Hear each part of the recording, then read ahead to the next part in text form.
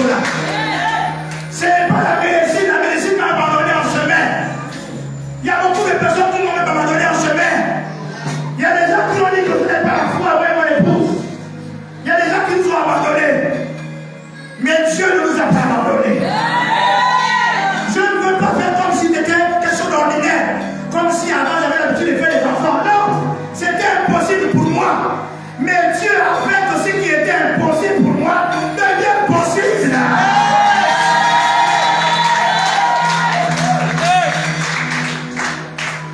Je vous dis un secret. Vous voyez, ma femme a été opérée, donc il faut qu'on passe un temps comme ça, là, sans qu'elle tombe enceinte. Et elle me disait il y a quelques temps, elle me disait, chérie, mais comment je fais pour ne pas tomber enceinte? J'ai dit, chérie, tu te rends compte que tu parles comme ça maintenant? Avant, c'était comment faire pour tomber enceinte. Mais aujourd'hui, c'est les liens naturels parce que le miracle de Dieu s'est accompli. Je voulais dire à quelqu'un que quand Dieu va te visiter, les gens ne vont pas te reconnaître.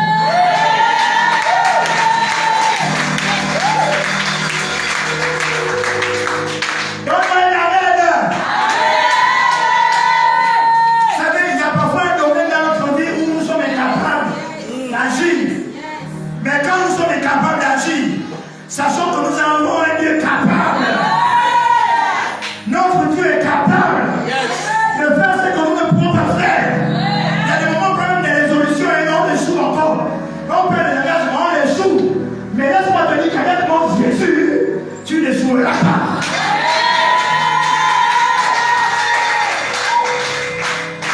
Donne-moi un amen. Il y a un témoignage, mais nous allons voir le témoignage tout à l'heure là-bas les Geoffroy. Le thème de ce matin, c'est l'épreuve, une accélération de destinée. L'épreuve, une accélération de destinée. Quelqu'un va nous lire Job au chapitre 1, le verset 7 à 11. Quelqu'un nous fera la lecture tout à l'heure. L'épreuve. C'est quoi l'épreuve? L'épreuve, c'est ce qui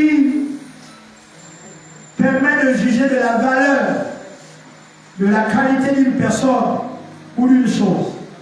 L'épreuve, c'est ce qui permet de juger de la valeur, de la qualité d'une personne, d'une chose ou d'un système. L'épreuve. Pour ceux qui apprennent, vous pouvez apprendre les leçons. Mais ce qui vous donne la possibilité d'aller à classe supérieure, la possibilité d'avoir un diplôme, ce sont les épreuves. Donc, les épreuves font partie du programme de Dieu pour l'homme. Je vais avoir la même pratique. Donc, sachez que quand Dieu veut révéler la valeur de quelqu'un, quand Dieu veut révéler la fidélité de quelqu'un, il va présenter une épreuve à cette personne-là. Pour que les gens qui ne savaient pas, ou les gens qui doutaient, ou les gens qui ignoraient, savent que cette personne-là a une qualité que les autres n'ont pas. Lisons ensemble dans Job au chapitre 1. Allons-y, verset 7. Quelqu'un se lève de nous faire la lecture rapidement. Il a parlé dans Job, chapitre 1, au verset 7. L'Éternel dit à Satan, d'où viens-tu? Et Satan répondit à l'Éternel, de parcourir la terre et de m'y promener. Écoutez bien. Dieu pose la question à Satan, d'où viens-tu? Il dit que je reviens de la terre me promener. Ça veut dire que son travail, c'est de se balader pour chercher une proie facile, pour chercher quelqu'un qui va exécuter. Ma prière, c'est que tu ne sois pas de ce nombre au nom de Jésus. Allons, frère, on avance. L'Éternel dit à Satan, as-tu remarqué mon serviteur Job? Il n'y a personne comme lui sur la terre. As-tu remarqué mon serviteur Job? Dieu commence à présenter son fils. Alors, on va les lever. C'est un homme intègre et droit, craignant Dieu et se détournant du mal. Un homme intègre et droit, craignant Dieu et se détournant du mal. Donc, voyez le type de personne que Dieu aime. Est-ce qu'il y a quelqu'un ce matin? On y va. Et Satan répondit à l'Éternel, est-ce une manière de t'intéresser que Job craint Dieu? Là, tu vas protéger lui, sa maison et tout ce qu'il y a à lui. Tu as béni l'œuvre de ses mains, et ses troupeaux couvrent le pays. Mais étends ta main, touche à tout ce qui lui appartient, et je suis sûr qu'il te maudit en face. L'Éternel dit à Satan, voici tout ce qui lui appartient, je te le livre, seulement ne porte pas la main sur lui. Et Satan se retirera de devant la face de l'Éternel. Amen. Dis amen à la parole. Amen. Je voulais dire à quelqu'un que Dieu présente lui-même Job. Il présente Job avec des qualités. Il dit, voici mon serviteur Job. Il n'y a personne sur la terre comme lui. Il n'y a personne sur la terre comme lui. Dieu recherche des enfants et des hommes particuliers. Des gens qui ne sont pas comme tout le monde. Est-ce que je parle à quelqu'un? C'est ce genre de personnes-là que Dieu présente. Dieu a envie de te présenter. Mais il est important que ton témoignage remplisse certains critères. Dieu dit que cet homme-là, as-tu remarqué? Il faut que tu remarques. Parce que quand tu parcours la terre, tu vas aller là. Sache que sur la terre, j'ai des personnes qui sont à part.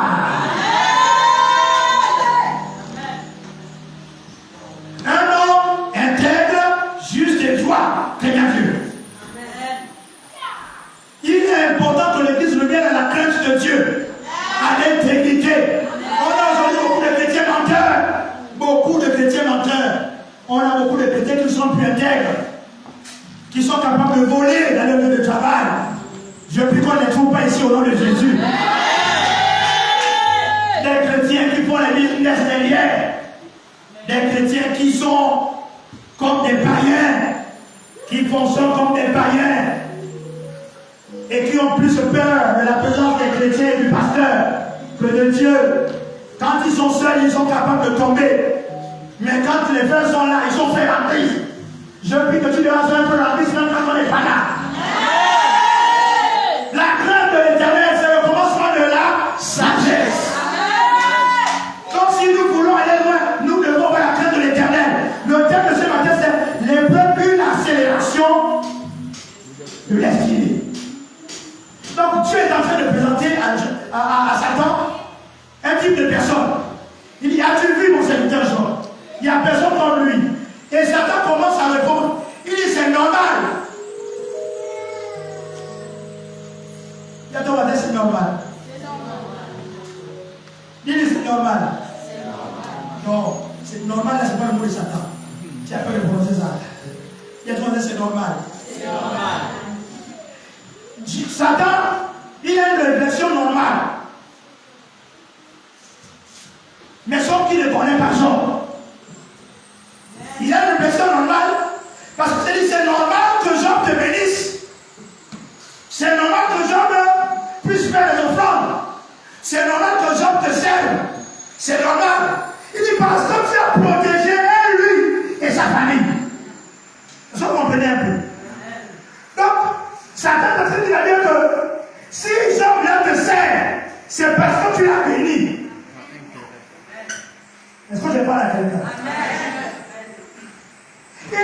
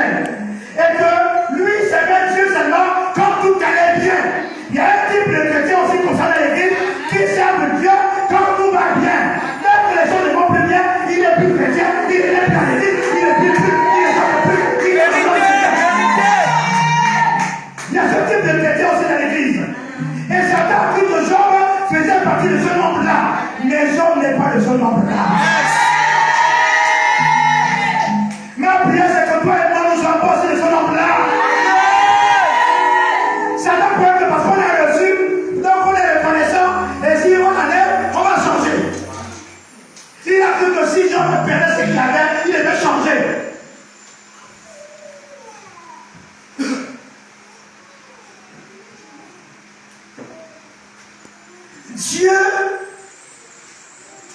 avait tellement béni Job qu'il voulait que Job passe à une autre dimension.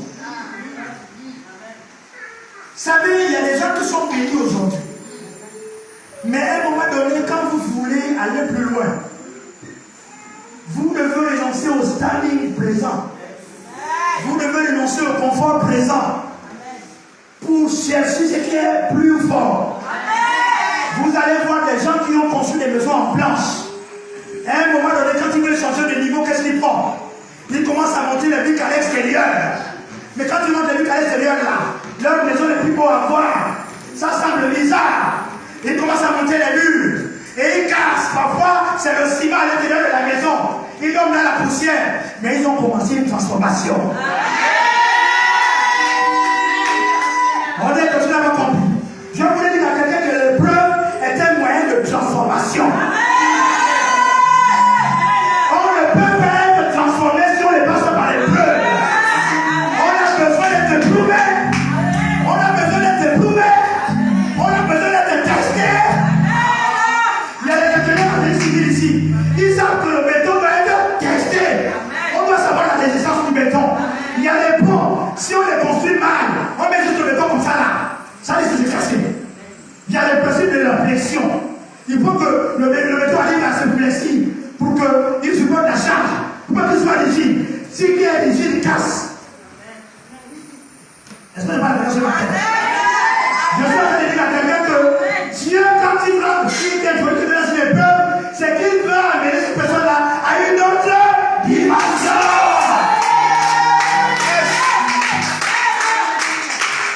En fait, Dieu voyait Job. Il a juste trouvé l'occasion. Il a trouvé l'occasion.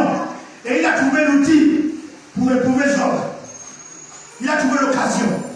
Et Satan dit, mais non, s'il perd tout, il va t'abandonner. S'il perd tout, il va te renier. S'il perd tout, il ne va plus te prier. S'il perd tout, en d'autres termes, sa louange dépend du bienfait que tu fais à cet homme-là. Oh, Job louait Dieu, même dans le malheur, il était capable d'adorer Dieu. Est-ce que je parle à quelqu'un? Est-ce que je parle à quelqu'un? Il y a beaucoup de bouches qui sont fermées dans l'épreuve. Il y a beaucoup de personnes qui allaient louer Dieu dans l'épreuve. Dès qu'ils sont en difficulté, dès qu'ils sont en danger, dès qu'ils sont vraiment dans des conforts, alors là, les gens ne prient plus, les gens ne chantent plus. Ils viennent à l'église, la bouche fermée, ils regardent les autres. Il y a même certains qui ont le droit de venir à l'église. Mais d'autres ne viennent vraiment plus. Ils ne viennent plus. Ils restent à la maison. Ils se disent que c'est trop. C'est pas normal. Il y a ton voisin. Quand tu sens l'épreuve, c'est que tu vas plutôt changer les niveaux.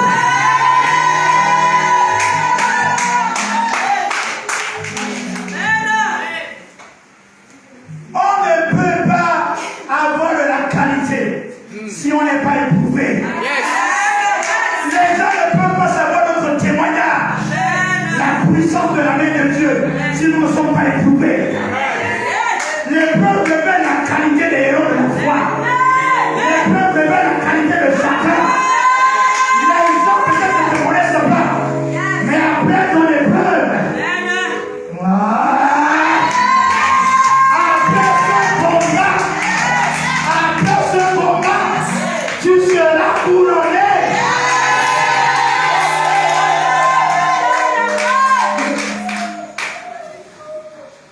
C'est un moyen d'accélération. On a plusieurs types d'épreuves. Je ne vais pas citer la liste, elle est tellement longue.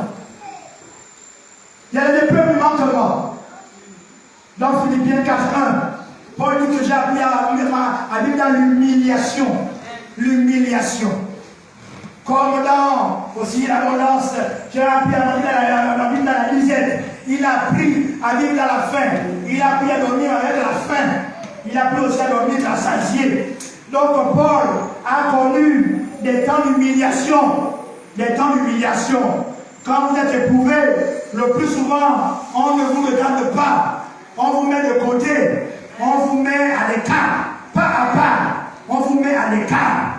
Les hommes vous mettent à l'écart quand on est éprouvé. Les hommes vous mettent à l'écart. Mais Dieu nous met à part. On dirait que tu n'as pas compris.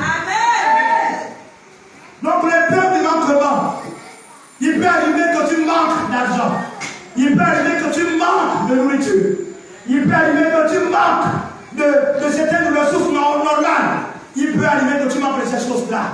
Mais si tu vis ces choses-là, je ne sais pas de ton rentrée scolaire, il peut arriver que tu n'aies pas encore l'argent de ta scolarité et que tu ne sais pas comment tu vas faire.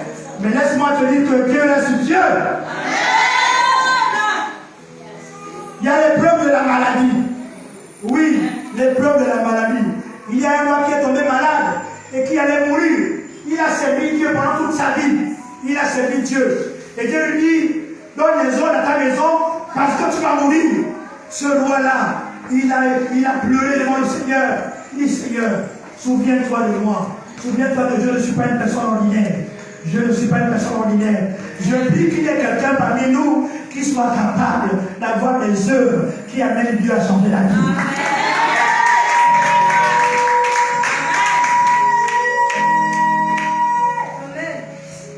L'épreuve de la maladie.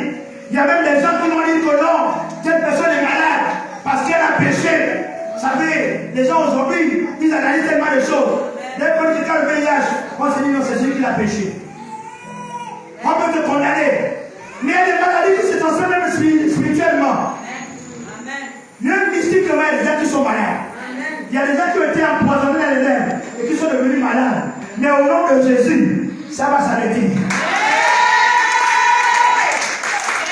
Donc il y a les preuves de la maladie. Ça peut arriver.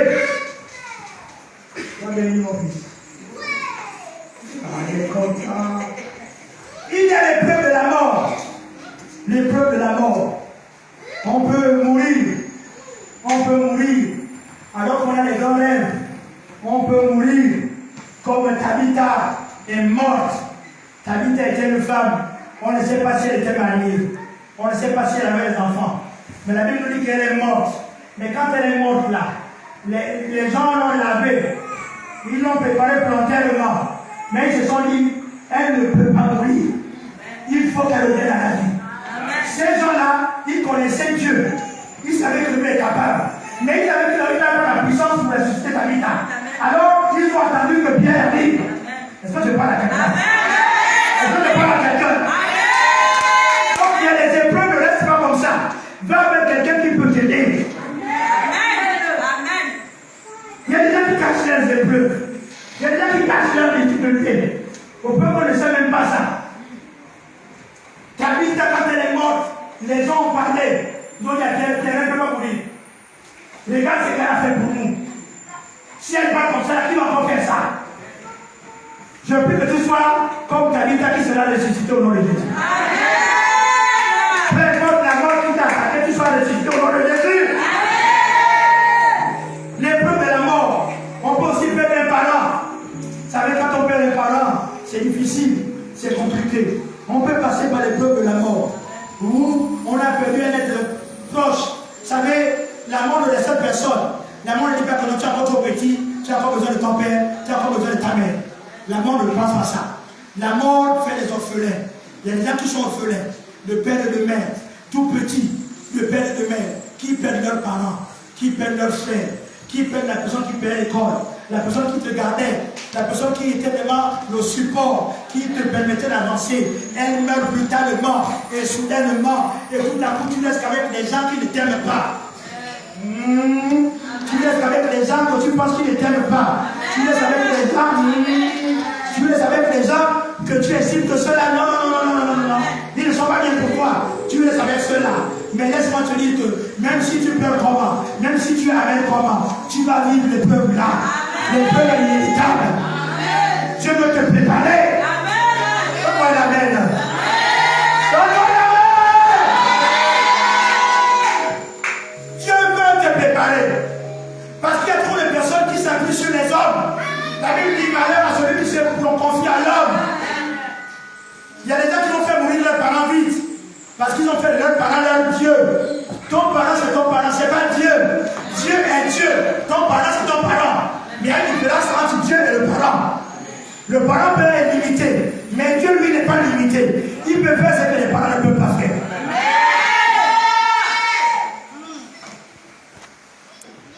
Donc il y a l'épreuve de la mort. Il y a beaucoup d'épreuves. Il y a l'épreuve du chômage. Tu peux te retrouver, tu commences à travailler et puis tu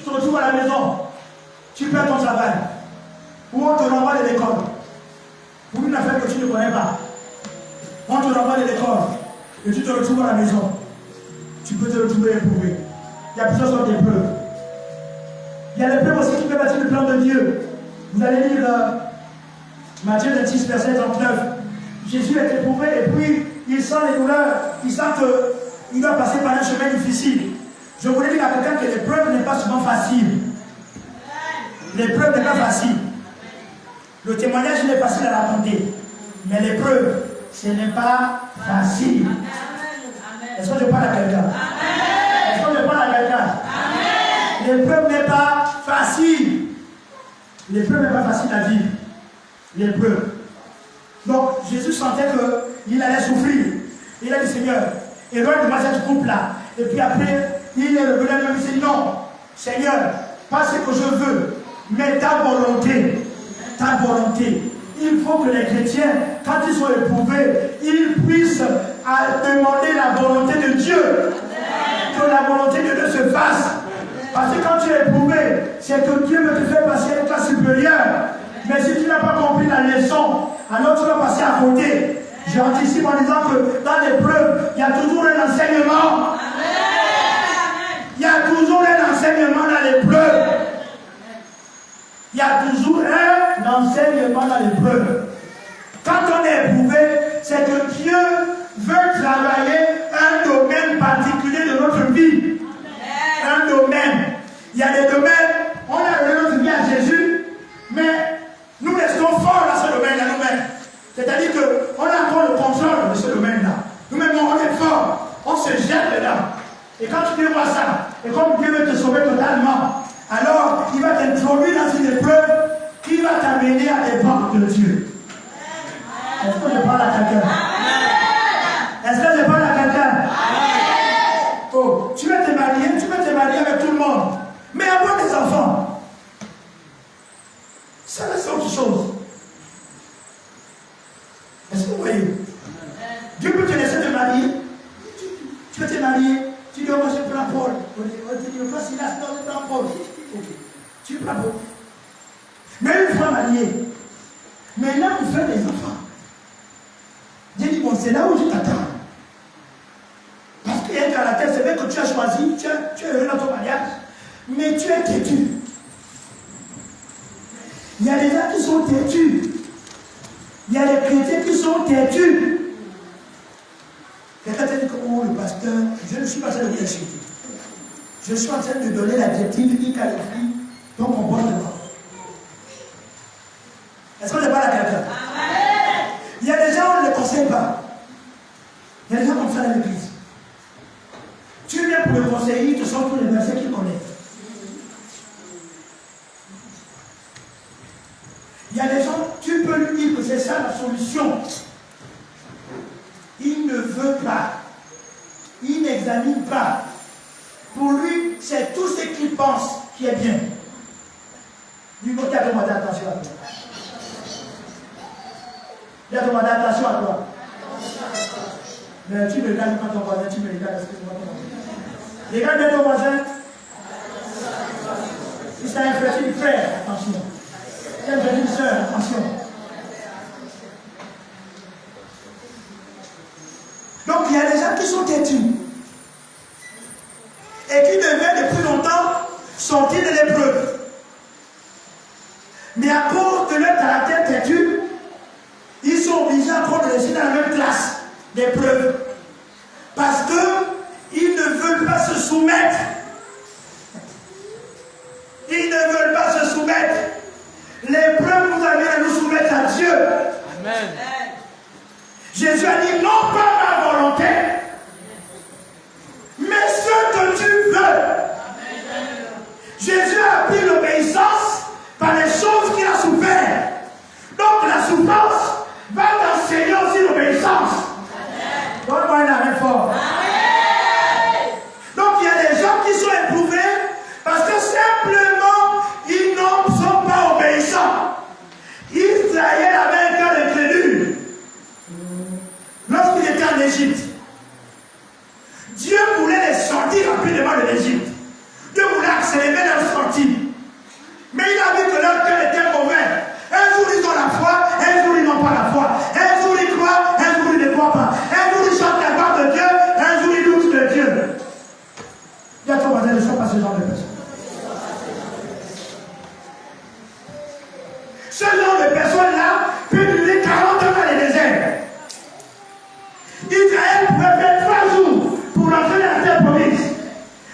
ont fait 40 ans à cause de leur cœur.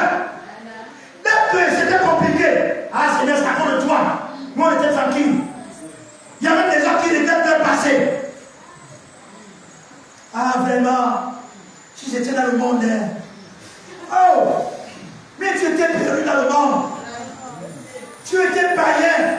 Ton nom était dans le livre des gens qui vont en enfer. Maintenant que tu es en Christ, tu vas encore regretter d'avoir le nom inscrit dans le livre de vie. Pour dire que ah, si tu es encore païen. Non, frère.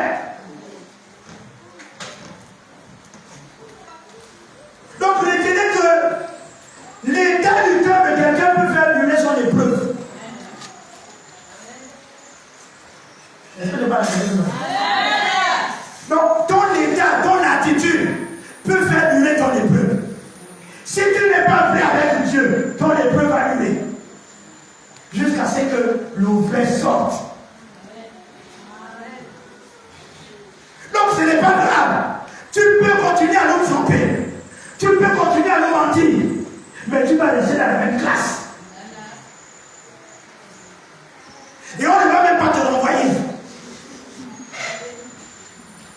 Tu vas rester dans la même classe. Tu vas voir les enfants peuvent arriver te dépasser. Toi qui les vas enseigner, tu seras encore enseigné parce que tu allais enseigner. Je voulais dire qu'elle a la bonne attitude dans l'épreuve. Jésus a recherché la volonté de Dieu.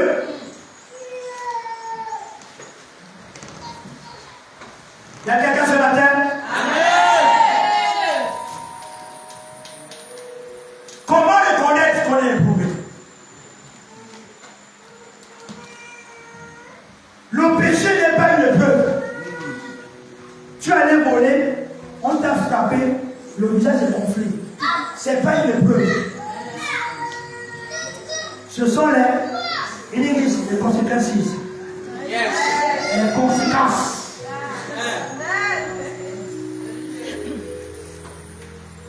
Tu as fait la mamoula, et puis tu as pris la grossesse, tu as arrêté l'école. Ce n'est pas une épreuve.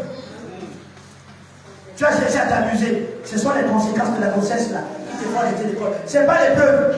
Il fallait j'ai perdu mon école, c'est faux. Tu n'as pas perdu ton école. C'est le péché qui t'a fait perdre l'école. Est-ce que je parle à quelqu'un?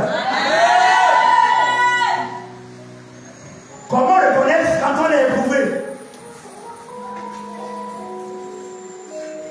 C'est quand Dieu nous fait des promesses sur une vie et nous semblons vivre le contraire.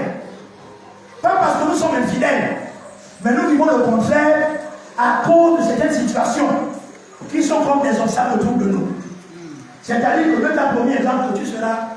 Vous allez dire quelque chose, je ne dis pas ça. Dieu te dit exemple que tu seras. Tu vas être en fin d'année directeur. Dieu te dit tu seras directeur. Bonsoir, béni mon fils. Et puis là, tu travailles dans une boîte où il n'y a pas des gens qui sont. Les gens de ta qualité là ne peuvent pas être directeur. C'est-à-dire que c'est le lui avec les blancs, les blancs. Qu'est-ce que Dieu fait? Et tu commences à rencontrer des difficultés. Je ne parle pas de gens qui ont des songes, qui croient que le songe est plus fort que la parole de Dieu. Est-ce que je parle à quelqu'un? Je ne parle pas des gens, ce genre de personnes là, les fanatiques là. Les gens qui pensent que le songe est plus fort que la parole de Dieu. Non. Il y a rien qui soit au-dessus de la parole de Dieu. Tout ce que nous avons bien s'est greffé pour réellement confirmer que la parole est vraie. C'est la parole qui est la base. Donc qu'est-ce que Dieu fait? Deux choses. Soit Dieu te met en difficulté là, il fait en sorte que le directeur qui est en haut là-bas, il vient s'attaquer à toi qui est en bas. Est-ce que vous voyez? Donc, pourquoi il le fait? En fait, Dieu est en train de mettre la lumière sur toi.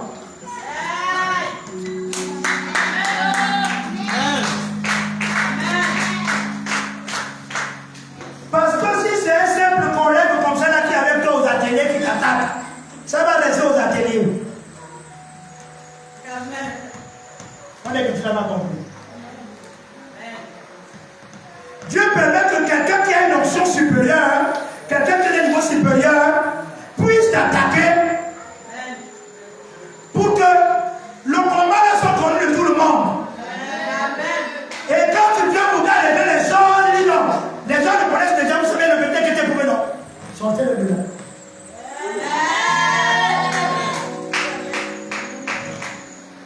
La preuve dans la Bible. David reçoit l'onction en tant que roi.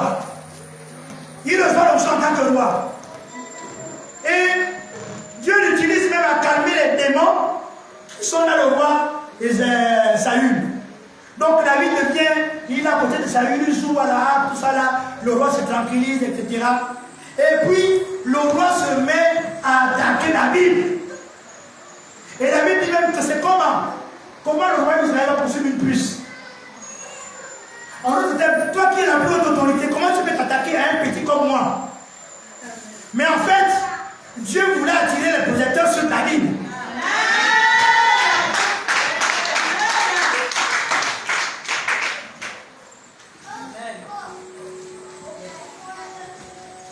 Parce que si tu n'as pas un certain type de combat dans ta vie, tu vas toujours rester. Vous savez, l'épreuve, on ne peut pas être ingénieur si on passe le diplôme du BPC. Tu as eu le BPC, tu dis que tu es ingénieur. Tu n'es pas ingénieur. Bon, dans ta tête, tu es ingénieur maison, peut-être. Mais dans la société, tu n'es pas ingénieur. C'est quand tu passes l'épreuve d'ingénieur que tu deviens ingénieur.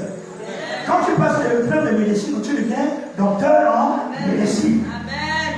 Donc Dieu va faire en son point. Il va susciter une attaque qui vient d'un niveau supérieur. Parce qu'en fait, cette attaque-là, c'est le pont qui va te permettre de monter bien haut. Donc quand tu as des grandes attaques dans ta vie, sache que tu as une grande destinée.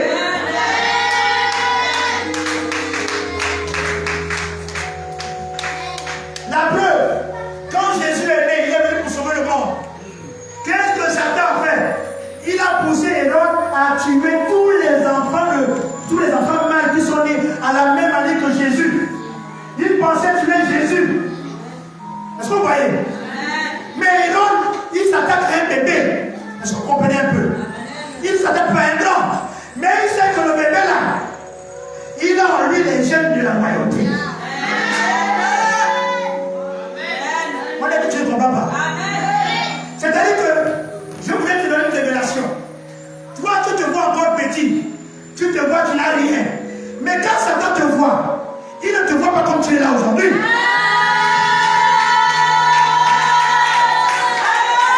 Yes. Il te voit dans la gloire à venir qui t'attend.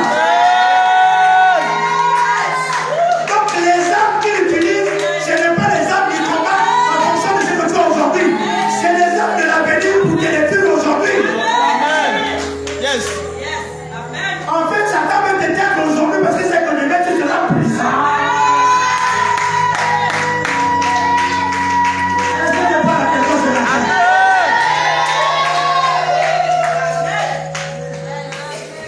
Donc il y a des choses qu'il faut comprendre. Amen. Est-ce que vous voyez? Donc, quand vous voyez l'adversaire que David a terrassé, il s'appelle comment? Goliath. C'est un géant.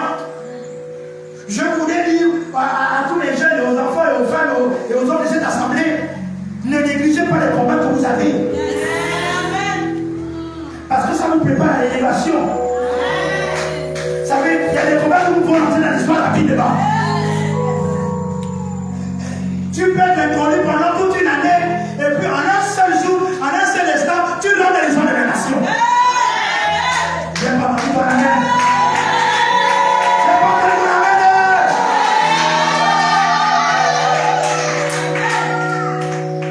Une autre chose qui montre que tu es éprouvé, c'est quand tu es privé de quelque chose de normal que tout le monde doit avoir. Est-ce que vous voyez? Il y a des gens qui sont privés de la santé. C'est-à-dire qu'il n'a connu toute sa vie que maladie. C'est-à-dire qu'on le connaît même déjà à l'hôpital. Mais ça, c'est pas le plan de Dieu pour lui. Est-ce que vous comprenez? C'est-à-dire qu'il a droit, tout le monde a droit à la santé. Je ne sais pas si vous avez la même fois. Tout le monde a droit à la santé. Mais quand tu vois que tu es privé de la santé, et cette santé-là, la maladie elle se manifeste à un moment précis, à un moment où tu peux accomplir certaines choses importantes dans ta vie, c'est là où la maladie se manifeste. Ça montre que tu es éprouvé. Est-ce que vous n'êtes pas d'accord?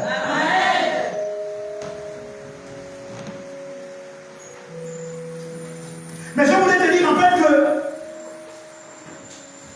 les choses dont nous sommes privés. Moi j'ai été privé d'enfants pendant des années. Est-ce que vous voyez un peu?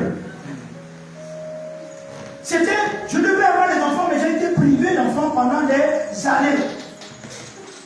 Et ça, je ne pouvais pas résoudre ce problème-là de moi-même. Mais c'était une preuve. Il y a des choses qu'il fallait comprendre. Il fallait apprendre à aimer les enfants des autres. Pas que je ne les aimais pas. Mais il fallait les aimer comme tes propres enfants. Parce que comment Dieu peut te bénir si tu n'aimes pas les enfants des autres? Est-ce que je peux la quelqu'un? Amen. Je suis en train de te donner les clés. Tu dois accepter les enfants des autres comme si c'était tes propres enfants. Prends soin d'eux comme si c'était tes propres enfants. Et vous me voyez ici, quand tu as dit ça qui guérit. Quand je termine le culte là, les enfants ils vont où? Quand je termine le culte là, les enfants vont où? Est-ce qu'ils sortent? Ils vont où? Ils viennent chez moi ici là.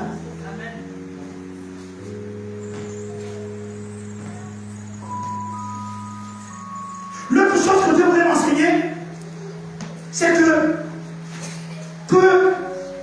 je reste, que je te donne les enfants, ou que je ne te donne pas les enfants, tu dois me servir avec le même amour.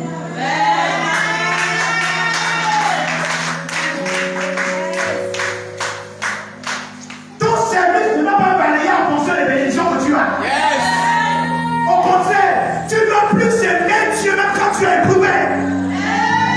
Parce que quand tu es éprouvé, tu es en train de t'accélérer. Bon, amen, amen.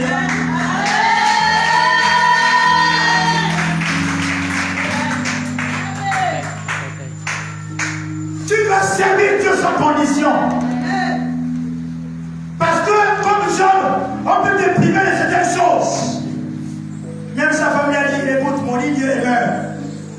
Je prie que tu n'aies pas une femme comme ça ou un homme comme ça. Qui te découvre en disant, mais vraiment, c'est plus la peine pour nous, là, c'est pas la peine. Si ton mari ou ta femme te dit que c'est plus la peine, dis au nom de Jésus, c'est possible.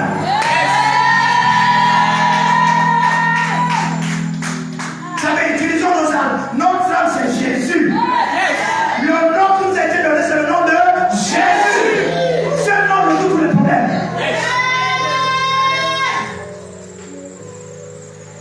Donc Dieu peut permettre certaines épreuves. Tu perds ton père, tu perds ta mère. Et puis on t'amène à l'église ici. Tu deviens enfant de Dieu. Et Dieu commence à t'enseigner que je suis ton père. Quand tu commences à, Seigneur, comment tu peux être mon père? Mon père est mort. Vous savez, il y a des gens qui sont morts avec tous les rêves des autres. Pourquoi ils sont morts avec les rêves des autres? Parce que tu as mis tous tes rêves dans une seule personne.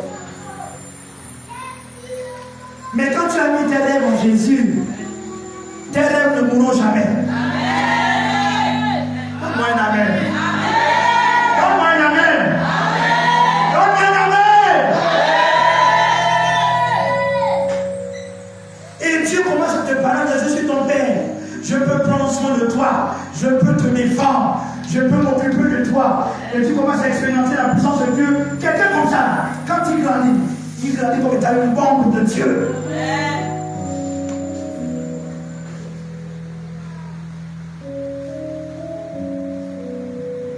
L'épreuve a une mesure, 1 Corinthiens, chapitre 10, verset 13.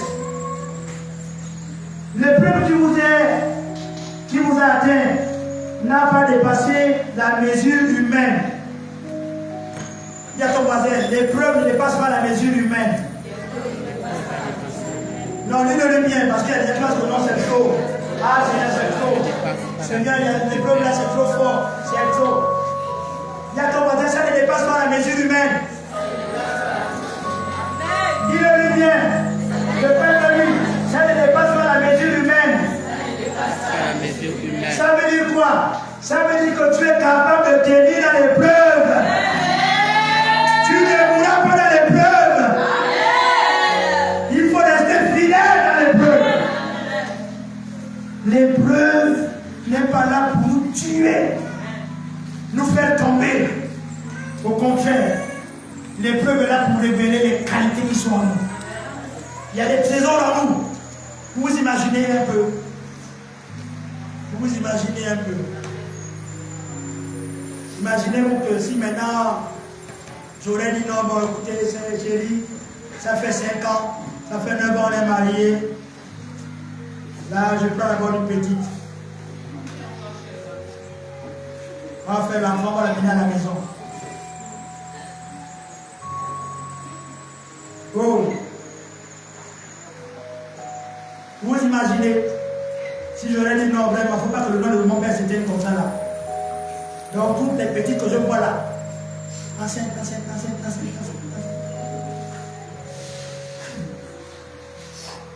Je n'aurais pas eu le témoignage que j'ai aujourd'hui. Je voulais dire à quelqu'un que Dieu t'a donné la capacité de tenir dans l'épreuve. Chaque fois que tu as un combat dans ta vie, sache que tu es à la hauteur de ce combat. Même si le combat est contre une grande personnalité, tu as la capacité de le remporter au nom de Jésus. Peu importe ton adversaire, tu as la capacité de tenir. Même s'il y a des gens qui ont le pouvoir, qui viennent te nuire, tu as la capacité de renverser la vapeur.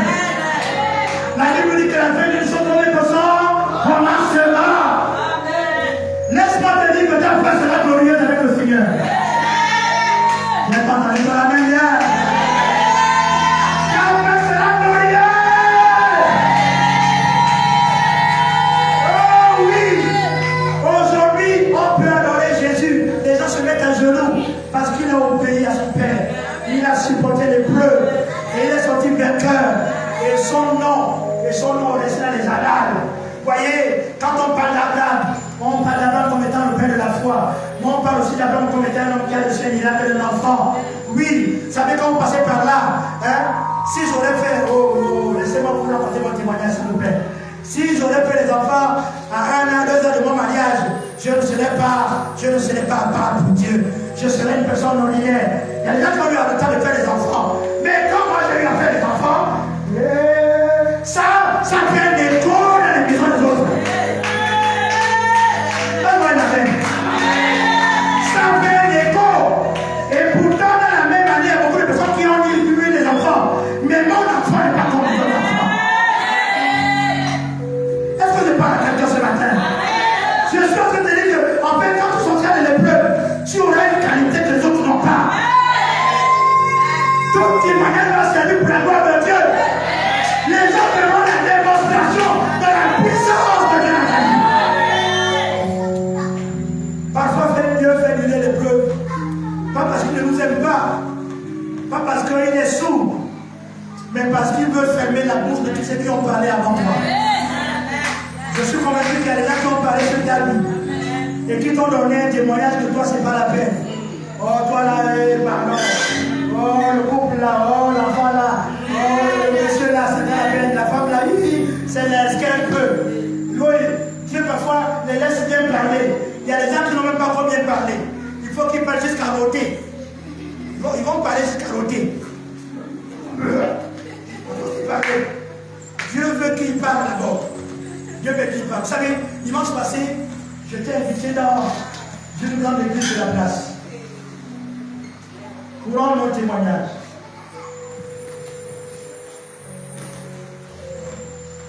Le lieu contenait plein de personnes. Plus de 900 personnes.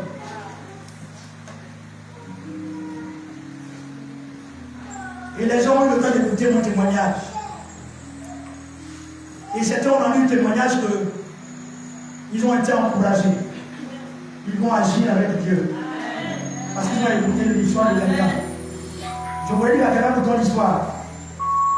Si tu restes avec Dieu, ça va servir à des générations.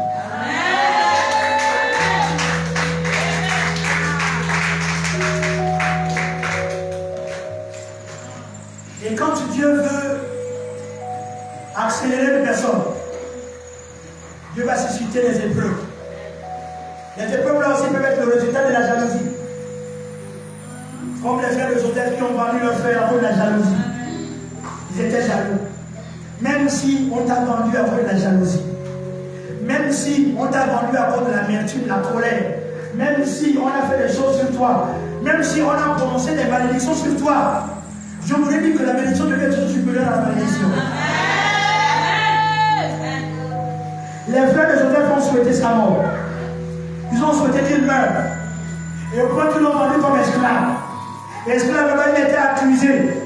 C'est-à-dire qu'il est passé par des circuits, des preuves, vraiment. À peine il commence à se reposer, qu'on le chasse encore. Je ne sais pas, peut-être qu'on t'a mis dehors de la maison dans laquelle tu étais. Mais peu importe la situation, Dieu est en train de préparer un grand témoignage dans ta vie.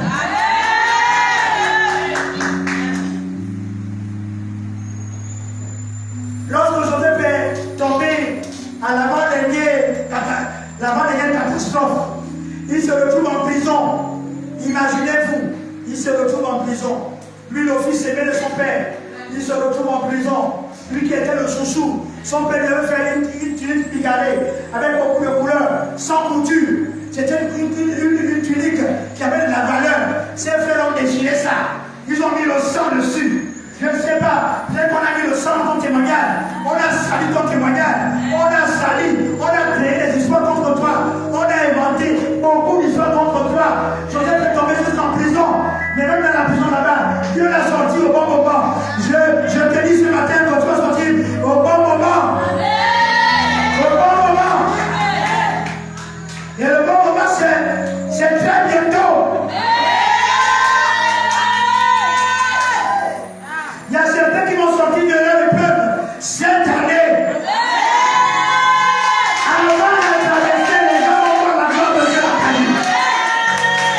Avant de traverser, les gens vont voir la puissance de Dieu dans ta vie. Les gens qui ont parlé mal de toi, ils seront obligés de chanter tes louanges. Ils seront obligés de voir la gloire de Dieu. Et même c'est vrai que, ah oui, c'est vrai, il a eu des enfants. Ok, l'enfant est comment? Est-ce que l'enfant est intelligent? Oh! Amen. Tu seras obligé de constater ma gloire. Comme un policier qui arrête une voiture. Tu gardes. Que tu ne veux pas, tu gardes. Tant qu'il n'a pas dit que tu pars, tu laisses là. Il y a des gens qui veulent se conduire quelque part pour t'observer, être béni. Est-ce que tu vois la quelqu'un? Il y a des gens même qui voudront fuir quand tu es béni. Mais ton témoignage va arriver jusqu'à chez eux là-bas.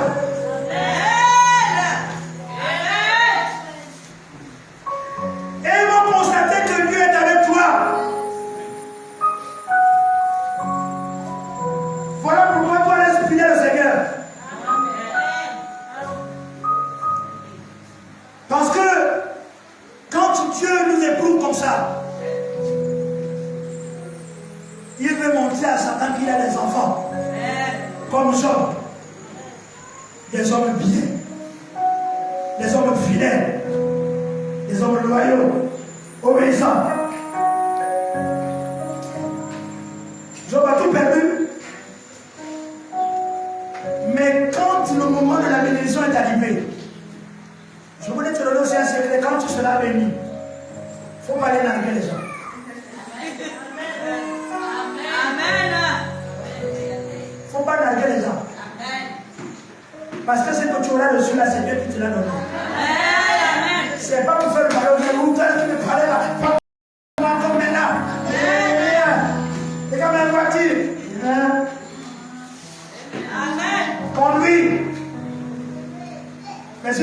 quelque part à l'aide pour apprendre le monde.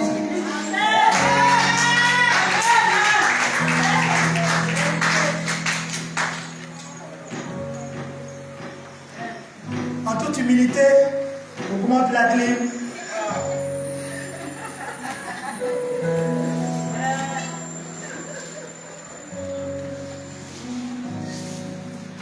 Non, quand Dieu va te visiter, ne te venge pas. La Bible dit que Job a été restauré quand il a prié pour ses amis qui l'accusaient. Ses amis lui ont dit que tu as péché, c'est ce que tu peux le péché, pour te repentir. Ils ont créé des théories même pour Job. Mais après, ils se sont rendus compte que c'est Job qui avait raison. La Bible dit que quand Job a eu prié, quand Job a eu prié pour ses amis, c'est là où Dieu le restaura. Qu'est-ce qui s'est passé? Qu'est-ce qui s'est passé?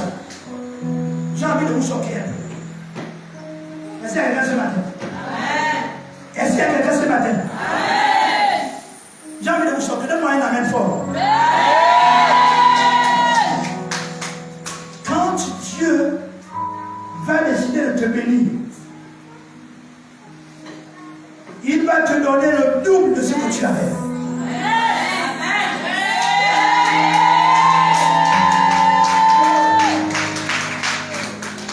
Je vais dire mieux. Le minimum que Dieu te donnera. Le minimum, si Dieu ne t'a pas béni, le minimum, c'est le double de ce que tu avais.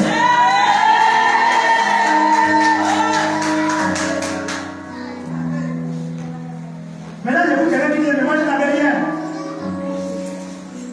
Si on a trouvé quelque chose, il y a des gens qui ont des dons, mais qui ne savent pas faire ça. Il y a des gens qui ont des capacités, mais qui ne savent pas faire ça. Mais Dieu va t'accélérer. Avec l'épreuve, Dieu va t'accélérer. Est-ce que je parle à quelqu'un? Donc pendant qu'on est dans l'épreuve, on doit être une bénédiction pour l'Église. Il faut que tu sois une bénédiction pour l'Église. C'est-à-dire que quand tu arrives à l'Église, tu es une bénédiction. Tu es une bénédiction par ta manière de dire Amen. Tu es une bénédiction par ton l'onction qui découle de toi. Tu es une bénédiction par ton attitude. Tu es une bénédiction par la qualité de ton donné. Tu vas être capable de bénir comme jamais tu n'as béni quelqu'un. Est-ce que tu parles de ce matin? Donc Job a été restauré. Et tout à coup, les gens qui l'avaient abandonné, ses amis qui étaient partis, tout à coup, chacun est venu pour lui donner une offrande. Ah, tu ne comprends pas. Chacun est sorti pour donner une offrande. Et pas n'importe quelle offrande. Ils ont donné des offrandes particulières. Ils ont donné de l'or. En fait, ils ont commencé à restituer ce qu'il avait au départ et la récompense après l'épreuve. Parce qu'après, il y a toujours une récompense après l'épreuve. Est-ce qu'il y a quelqu'un ce matin? Est-ce qu'il y a quelqu'un ce matin? Je voulais dire à quelqu'un que le Dieu que nous servons, c'est le Dieu du tout à l'heure. Arrêtons de faire nos petits calculs. Soyons une église conquérante. Soyons une église qui gagne des âmes. Travaillons pour le Seigneur. Et nous allons voir que le Seigneur sera avec nous. D'une manière spéciale. D'une manière particulière. Est-ce qu'il y a quelqu'un ce matin?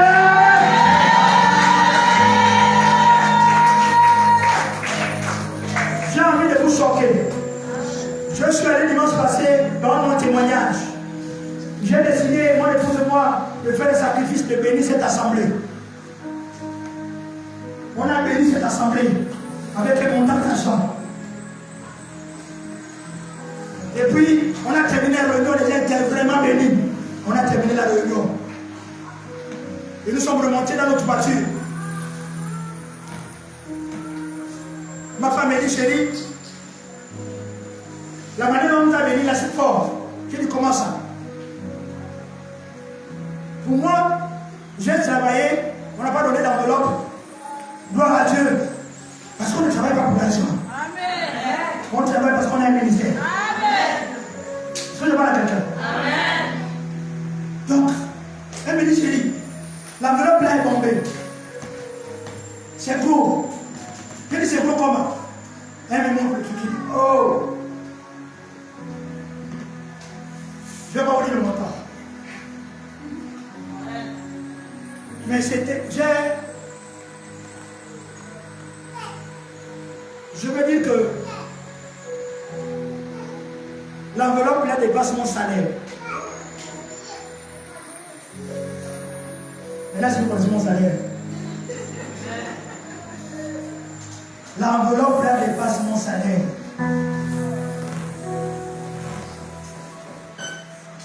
Non, c'est presque pareil. C'est presque pareil. Ça m'a choqué, il dit, oh! Alors qu'on avait les projets de faire les travaux, mais on a fait un sacrifice pour Dieu.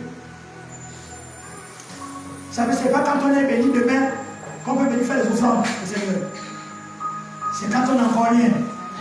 Comme la veuve de Sarepta, qui avait seulement un peu de farine qu'il laissait pour elle, un peu d'huile. Et il a dit, donne-moi ça. Oh, pas d'effort. Est-ce que tu parles à quelqu'un ce matin? La pauvre maman, elle est éprouvée, elle a pris de mari, il laisse un peu d'huile, un peu de farine. Elle a préparé dans les gâteaux. Elle dit non, c'est Dieu mange d'abord. Un grand. Il dit d'abord ça, je mange ça. Après vous allez manger. Je voudrais dire à quelqu'un que quand tu as des preuves, il y a un ordre de priorité. L'ordre de priorité, c'est d'abord Dieu.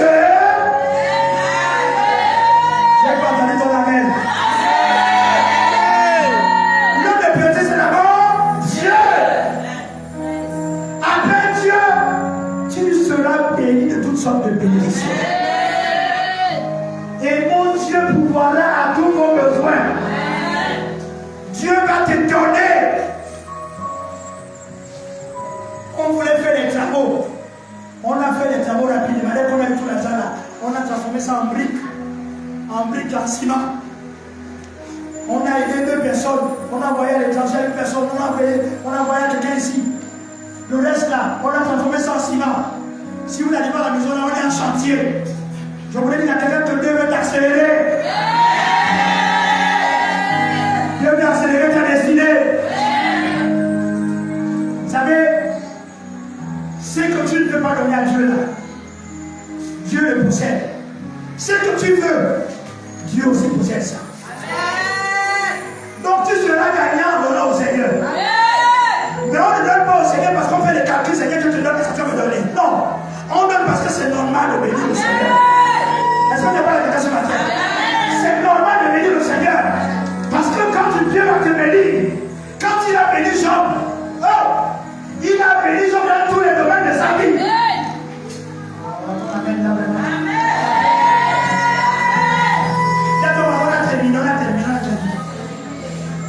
Dieu a béni Job dans tous les domaines de sa vie. La Bible dit qu'il avait les plus beaux troupeaux, les bœufs, les ânes, les chevaux, toutes sortes de bétail. Il avait ça. Ces troupeaux étaient les meilleurs des troupeaux. Il avait les meilleurs des serviteurs. Il y a des gens qui embauchent quelqu'un, c'est un voleur qui embauche à la maison. Les hommes, lui, avec l'onction qu'il a reçu, les gens qui embauchaient, c'était les gens bénis. Ou bien l'autre terme, les gens qui étaient maudits, qui venaient travailler pour Job, devenaient bénis. Est-ce que je parle à quelqu'un? Est-ce que je parle à quelqu'un? Il faut même que ta peine soit bénie. Que celui qui prend ta peine, qu'il ait l'onction de Dieu. Donc le troupeau des hommes était les meilleurs troupeaux. Job a trouvé une merveilleuse femme. Parce que la femme elle avait abandonné. Elle est partie. Job a trouvé une belle rare, une merveilleuse femme. Je suis en train de dire à quelqu'un que quand tu as sorti de l'épreuve de mariage, c'est là la porte comme ça. Job, la Bible nous dit que Job a eu les plus beaux enfants de la région. Est-ce que vous réalisez? Est-ce que vous réalisez? Pas seulement de sa famille, pas de son quartier, mais les plus beaux enfants de la région. Après avoir tout perdu, il a récupéré la qualité. Après les peurs, tu vas récupérer la qualité. Dis à ton voisin, tu vas récupérer la qualité. Et vous savez, la qualité de Dieu produit la quantité. Parce qu'on peut remplir l'église avec beaucoup d'âmes, mais si c'est des faux, ça sert à rien. Mais si on a même deux chrétiens qui servent au Seigneur, deux chrétiens qui craignent Dieu, l'église va se remplir avec des gens de qualité.